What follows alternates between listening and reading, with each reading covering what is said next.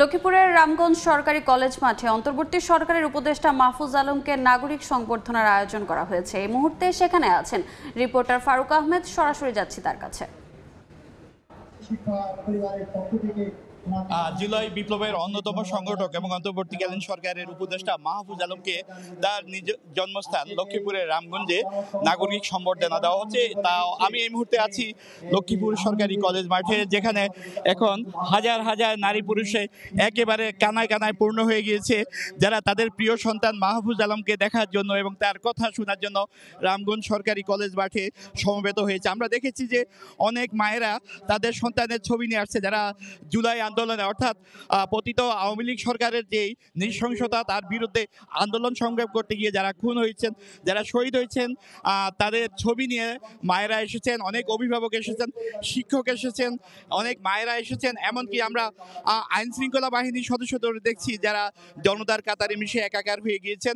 এবং রামগঞ্জ সরকারি কলেজ মাঠটি মূলত মাহফুজ আলমের পৈতৃক বাড়ি। এখানে এই উপজেলার ইসাপুরা নামে একটি গ্রাম আছে, সেখানে তার জন্ম এবং 7 ভাই বোনের মধ্যে মাহফুজ পরিবারের দ্বিতীয় সন্তান এবং তার বাবা বাচ্চু মোল্লা একজন সাধারণ মানুষ এবং খুব রাজনীতি সচেতন পরিবারে বেড়ে ওঠা মাহফুজ আলমকে আসলে রামগঞ্জের মানুষজন পেয়ে বেশ উচ্ছ্বসিত এবং তারা বেশ আনন্দিত।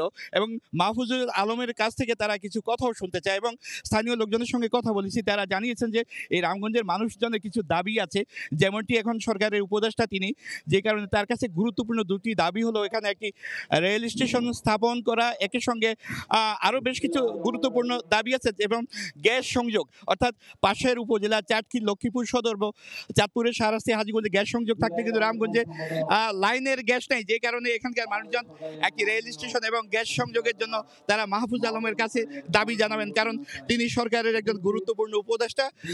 যে কারণে এখন মানুষজন অপেক্ষায় আছে তাদের সেই প্রিয় সন্তান কখন এই সমাবেশে তারা সমবেত হবে।